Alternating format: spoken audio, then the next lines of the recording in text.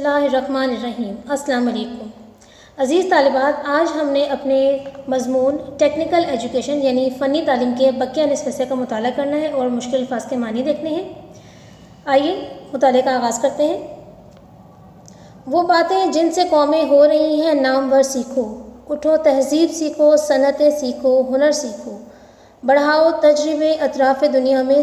سفر سیکھو، خواص خشک و تر سیکھو، علوم بحر و بر سیکھو۔ پاکستان ایک نظریاتی مملکت ہے۔ یہاں تعلیم کا ایسا نظام رائج ہونا چاہیے جو اسلامی نظر حیات یعنی اسلامی نظام زندگی، اسلامی تعلیمات پر مبنی ہو اور ایک منصفانہ معاشرے اور بے مثال فلاحی مملکت کی تشکیل کا سبب ہو، یعنی کہ جہاں پر اسلامی نظام حیات ہو، دولت کا جو ہے وہ توازن ہو، یہ نہ ہو کہ غریب غریب تر ہوتا جا رہا ہے اور امیر امیر تر ہوتا جا رہا ہے، بلکہ دولت کی منصفانہ تقسیم ہو، تبھی ایک فلاحی اسلامی ریاست جو ہے وہ تشکیل پا سکتی ہے۔ سماجی ارتقاء یعنی معاشرتی ترقی کا ایک مسلمہ اصول ہے، ایک لازمی اصول ہے کہ جو قوم اپنی حالت کو نہیں سمجھتی اور نہ ماحول کے تقاضوں کو وہ مٹ جاتی ہے، یعنی کہ جو نہ اپنی گرتی ہوئی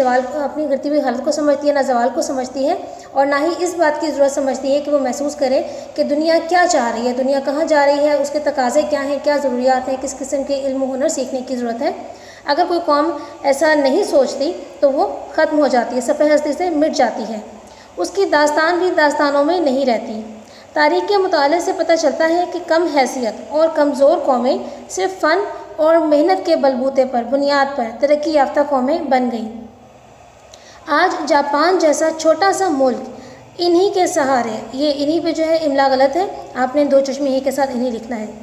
سہارے ایشیا کا ٹائیگر بن گیا ہے۔ چین کی مثال بھی ہمارے سامنے ہے۔ اس ملک کو قیام پاکستان کے بعد آزادی نصیب ہوئی، لیکن آج یہ ایک عالمی قوت ہے۔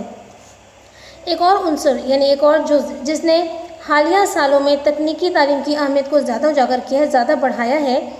زیادہ ابھارا ہے، وہ ہے بیرونی ممالک کی جانب سے پاکستان میں فنی عملے کے لیے بڑھتی ہوئی طلب یعنی کہ مانگ، یعنی کہ اب یہ ضرورت ہو رہی ہے کہ باہر کے ممالک جو ہیں وہ زیادہ تر ہنرمند افراد جو ہیں وہ چاہ رہے ہیں کہ ان کے پاس آئیں اور کام کریں، جس میں ٹیکنیکل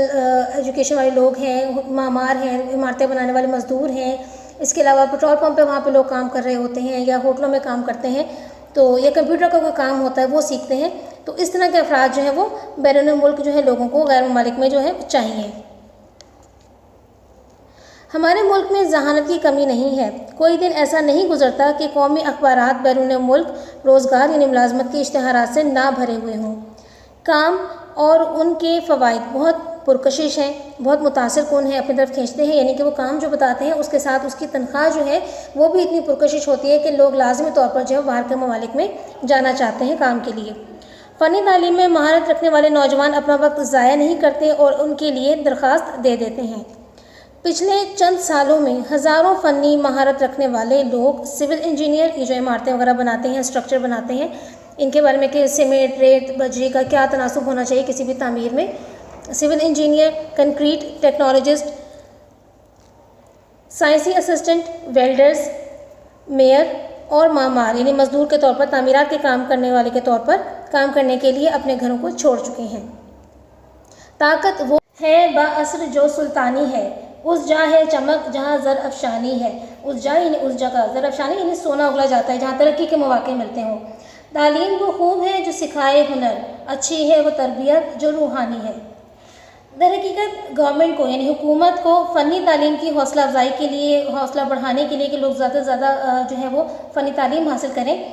تو حوصلہ افزائی زیادہ سے زیادہ کرنی چاہیے، لیکن آج کی سب سے بڑی قباحت، برائی یا خرابی یہ ہے کہ ہم نے ابھی تک فنی تعلیم کا درست ادراک نہیں کیا، یعنی ہمیں صحیح طرح شعور حاصل نہیں ہوا کہ فنی تعلیم جو ہے وہ عام تعلیم کے ساتھ کس قدر ضروری ہے،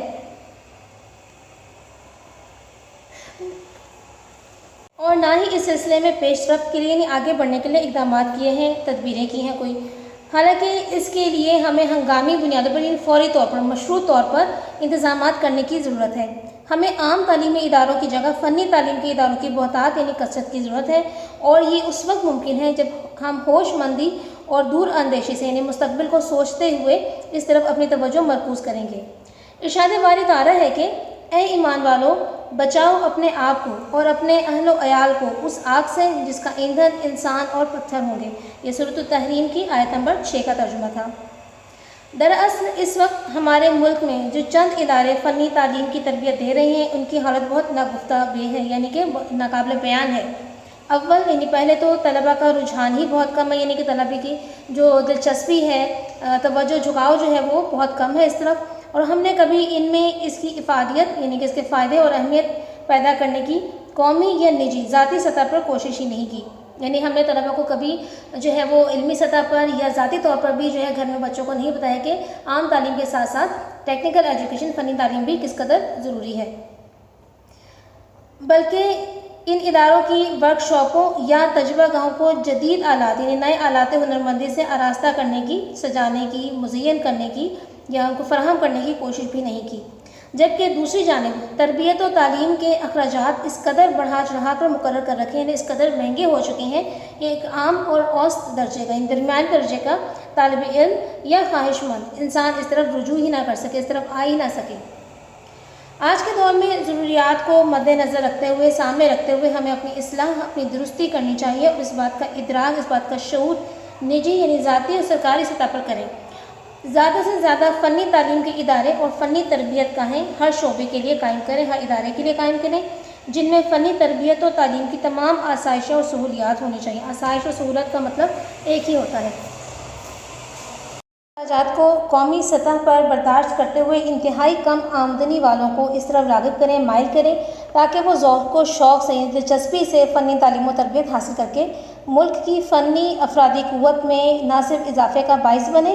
بلکہ اپنی ذہانت اور محنت کی بدولت ملک کو بام عروج پر لے جائیں، بلندی کی انتہا پر لے جائیں۔ یعنی کہ ایسے افراد کی ذاتی ہو جو کسی بھی قسم کا ہنر رکھتے ہوں اپنے ہاتھ میں۔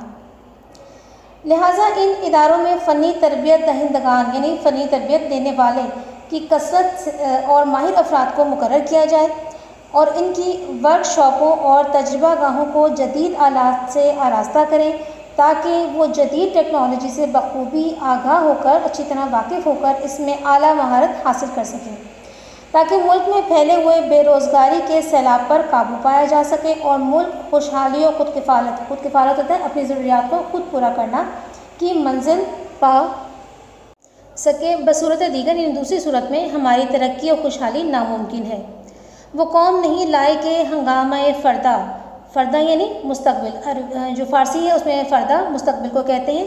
جس قوم کی تقدیر میں امروز نہیں ہے، امروز یعنی موجودہ دن، آج، حال، یعنی کہ جس کا حال اچھا نہیں ہے وہ مستقبل کی کامیابی جو ہے اس میں شریک نہیں ہو سکتا، ترقی یافتہ قوم میں شامل نہیں ہو سکتا اگر کوئی قوم ایسی ہے جس نے اپنا حال، جس نے اپنا آج کا موجودہ دن جو ہے وہ نہیں سنوارا۔ تو اسٹوڈنٹس یہ تھا ہمارا مضمون کا بقیہ نصف حصہ ٹیکنیکل ایجوکیشن یعنی فنی تعلیم۔ آپ نے یہ مضمون جو ہے اچھی طرح یاد کرنا ہے۔ اگلے سبق تک کے لیے اجازت دیجیے، اللہ حافظ۔